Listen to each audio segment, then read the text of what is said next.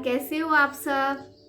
तो दोस्तों, मेरी जो आज की कहानी है उस कहानी को सुनने के बाद आप जीवन में खुश रहना शुरू कर दोगे। तो प्राचीन समय की बात है। चीन में 3 मोंक रहते थे। 3 मोंक। वो मोंक जहाँ भी जाते थे बिल्कुल खुशियाँ फैला देते थे। वो मोंक किसी से भी बात नहीं करते थे, अपने आप में ही मगन रहते थे। हाँ, उनकी एक खास बात थी।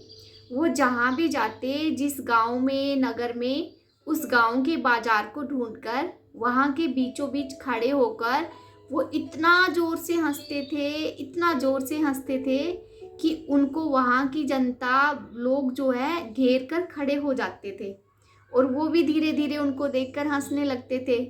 चारों तरफ बिल्कुल खुशियाँ फैल जाती थी। लेकिन वो किसी से भी बात नहीं करते थे। इवन लोगों को उनका नाम भी नहीं पता था। वो किसी से कुछ भी बातें नहीं करते थे।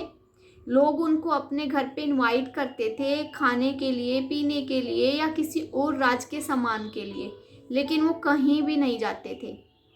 वो गांव से बाहर एक झोंपड़ी में रहते थे।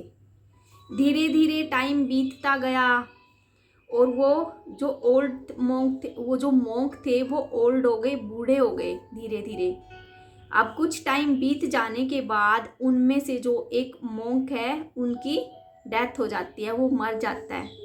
अब गांव में एकदम पूरा शांति सन्नाटा छा जाता है। गांव वाले लोग सोचते हैं कि उस एक मोंक के जाने के बाद जो बाकी के 2 मोंक हैं वो आज तो खूब रोएंगे, उनकी हंसी नहीं निकलेगी, वो बहुत रोएंगे।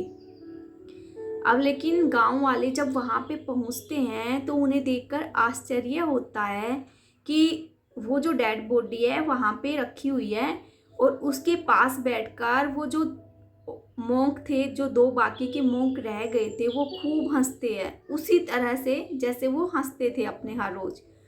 ये देखकर गांव वालों को खूब आश्चर्य होता है, उन्हें बिल्कुल विचित्र, वियर्ड सा लगता है, लेकिन वो हंसते हैं।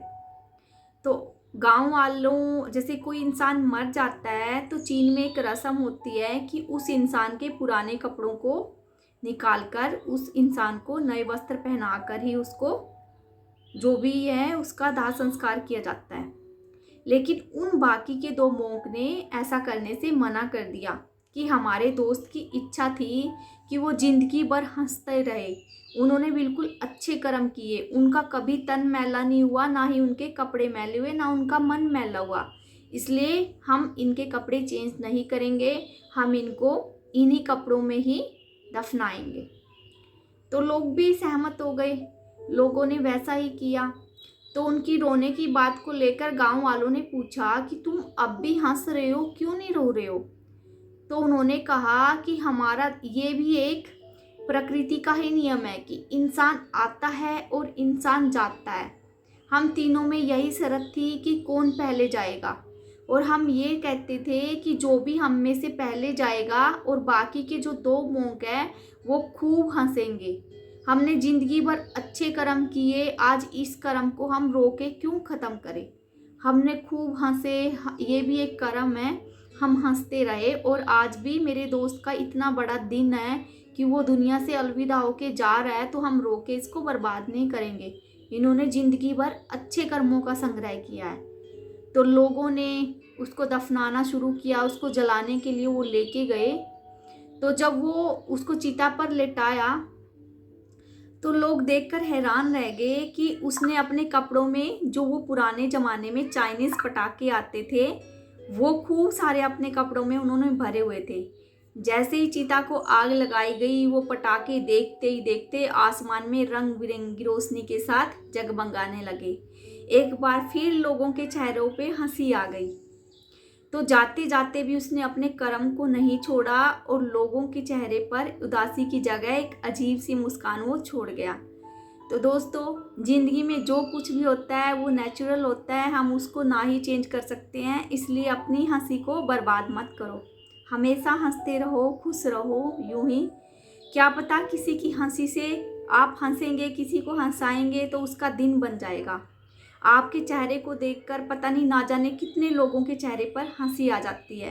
और एक दुखी चेहरा जब हमारा होता है तो हमारे आसपास जो हमसे जुड़े हुए लोग हैं, जो हमको चाहते हैं, तो उनके चेहरे पर भी उदासी आ जाती है। इसलिए हमेशा मुस्कुराते रहिए। ज़िंदगी का कोई भरोसा नहीं है, कब कौन सी घड़ी आ जाए। हंसते रहो, खुश रहो और सबके साथ अपनी खुशियों को बांटते रहो। मुस्कुराने का मतलब ये नहीं है कि आपकी ज़िंदगी में कोई परेशानी नहीं है, बल्कि मुस्कुराने का मतलब ये है कि आपकी ज़िंदगी में जो भी परेशानी है, आपने उनसे ऊपर उठकर जीना शुरू कर दिया है। तो हमेशा हंसते रहिए, दूसरों को हंसाते रहिए। आई होप आपको मेरी ये कहानी ज़रूर पसंद आई होगी। इसी के साथ मैं आपसे विदा लेती हूँ। कल फिर मिलेंगे, तब तक के लिए धन्यवाद।